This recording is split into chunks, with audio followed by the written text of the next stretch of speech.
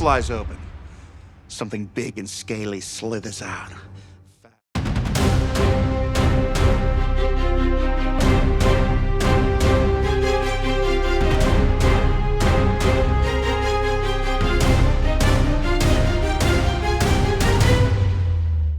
In Brazil, Ana and Paulo are trekking deep into the Amazon rainforest.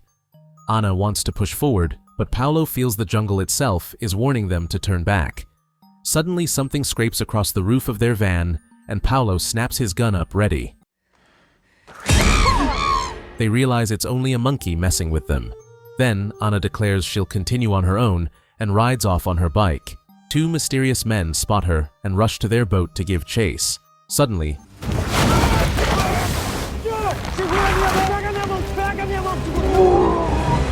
in California, videographer Doug is telling a story about a monster emerging from the sewers in an average town. He is interrupted by his clients, who remind him they only want a normal video for their wedding. Doug is forced to bury the bitter feeling of watching his dreams fall apart. Meanwhile, background actor Griff tries to add his own flair to the few lines he has in a short scene. However, the director snaps at him and orders him to keep everything simple. Later, Griff steps outside the studio and notices a poster from the 1997 movie Anaconda. At that moment, he receives a message from his best friend Doug, who congratulates him on landing a gig and asks when he will visit their hometown. At the end of the workday, Doug's boss scolds him for pitching a horror film to clients and reminds him they are a party service. He understands Doug once dreamed of becoming a famous director, but tells him to stay grounded because one day, this business will be his. When Doug goes home, all his loved ones are waiting with a surprise party. Griff is there too and brings a very special gift, a short movie he and Doug made as kids. They play the tape and everyone laughs at seeing their younger selves dressed like adults while running from a kid in a monster costume. The next day, Doug and Griff meet Kenny and Claire for lunch, who were also part of their silly movie. Suddenly, Griff drops big news: he has acquired the rights to the old Anaconda franchise. He wants to shoot an indie remake with his friends, and Kenny and Claire immediately agree to help. However, Doug says no because he has a steady job and a family to support. That night, Doug discovers his son watching their old childhood film. His wife notices how Doug lights up every time he looks at the screen and urges him to take Griff's offer, but Doug refuses once again. Afterward, he starts working on editing the latest wedding video and is finally hit by how depressing it feels. He drives to Griff's house and tells him he will join the project. Now Doug is so inspired that he writes an entire script in a very short time. When he meets with his friends, he explains the plan will take 3 weeks of shooting and cost around $2 million. The group visits several banks and tries to secure a loan, but the offers they receive are extremely small. Doug has no choice but to rewrite the script, so they will only need $43,000. Thankfully, his friends also like the new version of the story. Kenny is especially fired up after losing his job at the wedding video company and admitting he drank too much. When it is finally time to leave, Doug's son gives him a gift, a small Oscar-like statue that reads, "World's Greatest Doug." The group eventually arrives in a small Brazilian town and meets Santiago, the snake handler they hired over the phone. He leads them to his truck and introduces them to his snake, which nearly died in the river after illegal mining poisoned the water. Santiago explains that he rescued the snake and slowly nursed it back to life. When the group moves closer, Santiago warns them that the anacondas in the river are far bigger and says being killed by an anaconda is better than being hunted by one. Elsewhere in the same town, Ana tries to blend into the crowd while the mysterious men continue searching for her. She steals a knife from a bar to protect herself and notices the man beside her is passed out drunk. He is holding the keys to a boat, so Ana quietly takes them. As she heads toward the boat planning to escape, she discovers the group of friends loading their filming equipment. It turns out they rented the boat for their film. Santiago tosses the snake box into the boat and it cracks when it hits the deck. Ana lies and claims they spoke to her father on the phone, but he is now in the hospital, so she must cancel the trip. The group explains that every other boat is booked and shares their dream, begging for her help. At that moment, Ana sees her pursuers getting closer, so she agrees to take the job and quickly pulls everyone on board to escape. When the men realize Ana is gone, they question a man on the pier and demand a record of every boat that left in the past 3 hours to continue the chase. The next day, filming finally begins at a waterfall. Claire's and Griff's characters argue about exploring deeper into the jungle, mirroring the fight Ana and Paulo had earlier. The story follows a biologist who hires a snake hunter to track down the anaconda that wiped out her entire family. Whenever they take a break, Doug records behind-the-scenes footage. He talks about his filmmaking dreams and reveals that he and Griff once planned to move to Los Angeles together. However, life got in the way, so Griff went alone and had to struggle in the industry by himself. Santiago tells Kenny everything he knows about anaconda behavior, and together they film shots from the snake's point of view.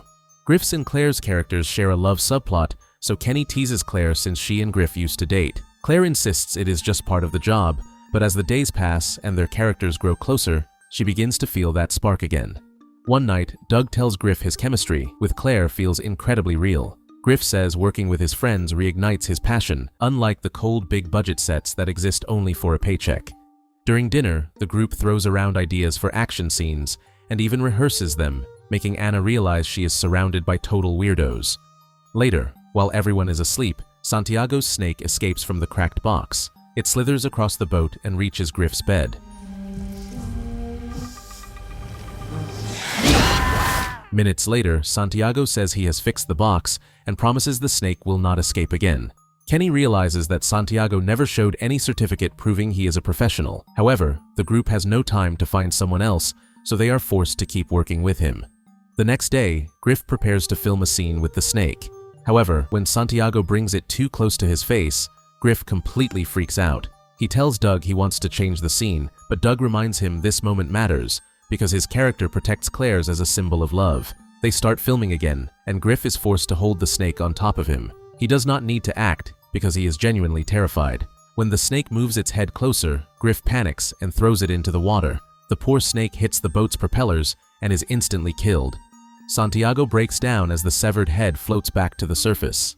That evening, Santiago holds a funeral for the snake. Griff finds the whole thing uncomfortable, so an enraged Santiago reminds him this is all his fault and kicks him out of the ceremony.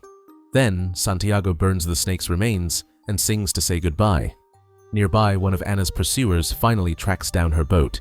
He calls his boss, but before he can share the location, he is cut off by a strange sound in the water. Suddenly,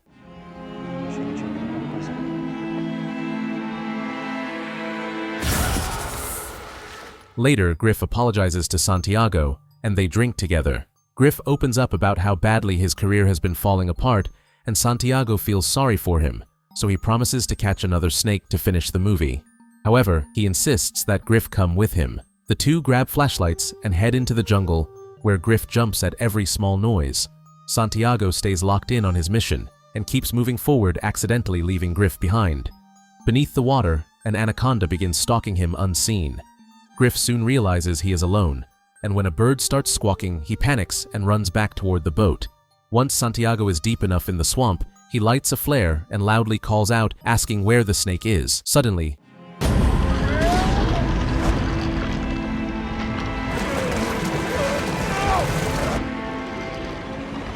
later, back on the boat, Griff tells Doug he is worried because Santiago has not returned. Doug reassures him that Santiago is a professional and will likely be back by morning. Meanwhile, Kenny steals Santiago's medicine and mixes it with alcohol. A few hours later, the group realizes Griff was right to worry, so they leave the boat to search for Santiago. At the same time, one of Anna's pursuers boards the boat and finds it abandoned, then sends his men into the jungle. Meanwhile, Kenny claims he is guiding everyone through the jungle, but he is completely lost. Doug is shocked to spot a camper van hidden among the bushes, and the group decides to check inside, but it is empty. Suddenly, they hear a loud crash,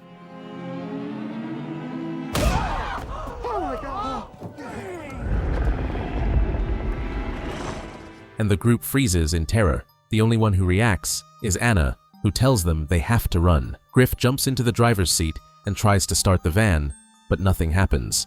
Kenny explains that these vehicles use split-charge batteries that are known to pop loose. He knows how to fix it, but cannot trust his eyes because of his unstable mental state. Doug snaps at him for drinking on the job again and decides to fix it himself.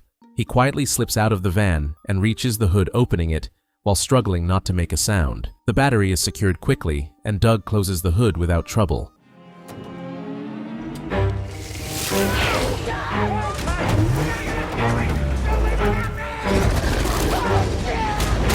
As the van tears through the jungle, the monster is finally left behind. Anna's pursuers notice the headlights and jump on their bikes to chase them. The group sees the men and wants to ask for help, but Anna refuses. When Claire demands an explanation, Anna claims these men are illegal gold miners who kill anyone who enters their territory. At that moment, the bikers open fire, so Anna grabs a gun from the van compartment. She smashes the window and fires back at the pursuers. One by one, Anna takes down every biker with incredible precision. When the van finally reaches the shore, the group rushes toward the boat, but Anna heads another way. Suddenly, the mysterious man steps out and points a gun at them, demanding to know where Anna is. She appears behind him and knocks him out with her weapon. His body is tossed into the water, and the group escapes on the boat. Afterward, Anna tells them she can get everyone out alive if they keep heading north. Griff does not want to give up, and Doug understands his frustration, but the situation has become too dangerous. Later in his room, Doug looks at his son's gift for inspiration and begins rewriting the script, making Anna the main action hero. The next morning, Doug shows his friends the revised script. Now the story follows a biologist and a hunter searching for a snake whose mission is derailed when they run into illegal gold diggers. The group loves the idea and agrees to keep filming while continuing north. Anna also agrees to help, and Doug is thrilled to feature her in most of the scenes, leaving Griff and Claire with very little to do. One night, Griff and Claire drink alone and vent about the new script because they no longer feel like part of the project. Griff also complains about his life, saying he feels like a failure, but Claire reminds him it is never too late to start over. The next morning, Griff confronts Doug about turning Anna into the new star, and the two get into a heated argument. They are suddenly interrupted by a strange noise, as a whole fleet of expensive boats cruises past them. Doug notices the professional equipment and asks if they are filming a movie, and a woman answers that they are rebooting Anaconda for Sony. Griff is forced to admit he lied about owning the rights to the franchise. Doug explodes at him, and Griff fires back, saying he had to lie because Doug is always frozen by fear, just like when he refused to move to Los Angeles with him. A furious Doug fires Griff, but Griff says he already quit. He packs his belongings and leaves alone on a small boat, ignoring Claire as she begs him to stay. Moments later, Griff is stunned when he sees all the Sony boats completely destroyed. A woman suddenly appears in the jungle calling for help, but before Griff can reach her, the Anaconda bursts out and swallows her whole. Griff panics and tries to turn back, but his boat starts to fail.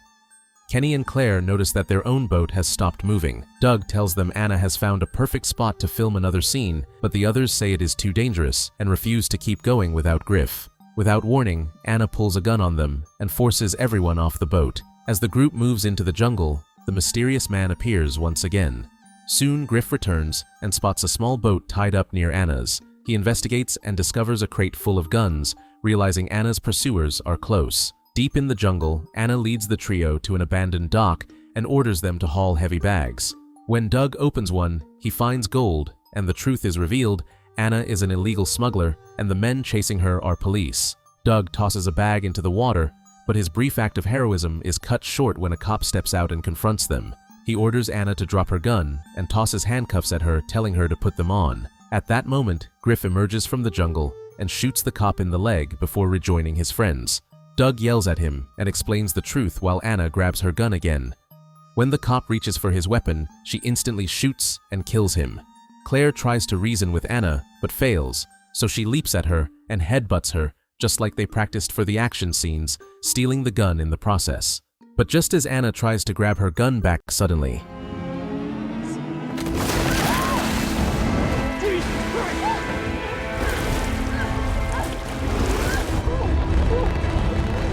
the others flee in panic, only to realize they are completely lost. Doug suddenly spots a tarantula crawling up his leg, and everyone freaks out while kicking it away. Doug breaks down crying, claiming the tarantula bit him and that he cannot go on. Kenny says the best treatment for animal bites is urine and volunteers to help. However, he cannot pee while standing, so the group forms an awkward setup to make it happen. Doug lies flat on the ground, and Griff sits on his stomach like a chair for Kenny, who urinates on Doug's leg. Afterward, they keep moving, and Doug apologizes to Griff for their argument. He admits he has always been jealous because Griff was brave enough to chase his dream. But suddenly, Griff tries to go after him, but Claire forces him to run.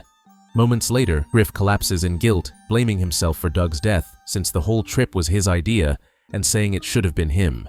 Kenny scans the area with binoculars and spots the boat nearby, but notes they must cross a wide open field. The open space would leave them completely exposed, so they need a distraction.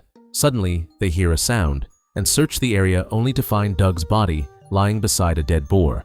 Kenny checks for a pulse and finds none, so he decides they can use Doug as the distraction. They prop Doug and the boar upright in the middle of the field using tape. Kenny stuffs a dead squirrel into Doug's mouth, claiming snakes love squirrel meat. The trio then makes a run for it, constantly watching for the anaconda. When the creature finally appears, they are stunned to see Doug suddenly wake up because he is still alive. He's right behind you! What? Ah, shit!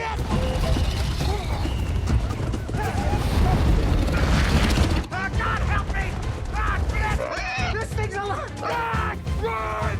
It's alive! Ah, The group keeps running and does not stop until they reach a safe area. Griff apologizes to Doug and admits that what truly matters is working with his friends again. By nightfall, they finally reach the shore and discover the destroyed Sony set. Griff picks up a radio and hears static before a voice suddenly shouts behind you.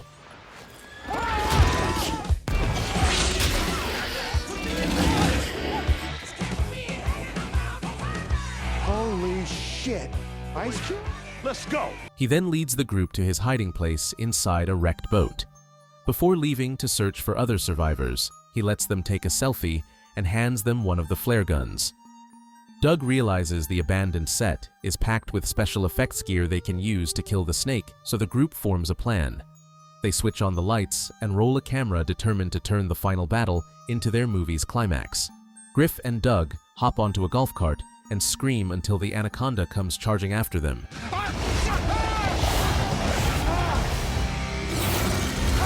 Golf cart technology! Oh my God! At the same time, Kenny and Claire discover their detonator has no signal and rush to fix it. Doug and Griff floor the cart, drawing the anaconda straight toward the trap. Just as Kenny and Claire reconnect the cables to restore the signal, Griff slams the detonator, but nothing happens. Kenny realizes he forgot to power his side of the system and quickly turns it on. When the anaconda leaps close to the cart, the fireworks finally explode and blast the creature. However, it recovers almost immediately and continues the chase. The four friends sprint away, only to hit a dead end. As the anaconda closes in, Griff pulls out the flare gun and fires while shouting his line from their childhood movie. The flare hits a gas line, and the massive explosion finally destroys the anaconda. Its remains crash down around the group, and its massive jaws fall open, but Doug leaps forward and stabs it with the figurine to finish it off. Sometime later, Doug and Griff screen their movie at a small festival in their hometown. The crowd loves it, and Griff and Claire celebrate with a kiss. During the credits, a message appears in memory of Santiago. One day, Doug opens his door and is stunned to see Jennifer Lopez, who also starred in the previous Anaconda movie. She tells him she watched his reboot and loved it, and now wants him to direct the official production. Doug faints from excitement. Back in the jungle, Santiago suddenly wakes up alive. Make sure to subscribe and turn on notifications so you do not miss more videos like this. Thanks for watching.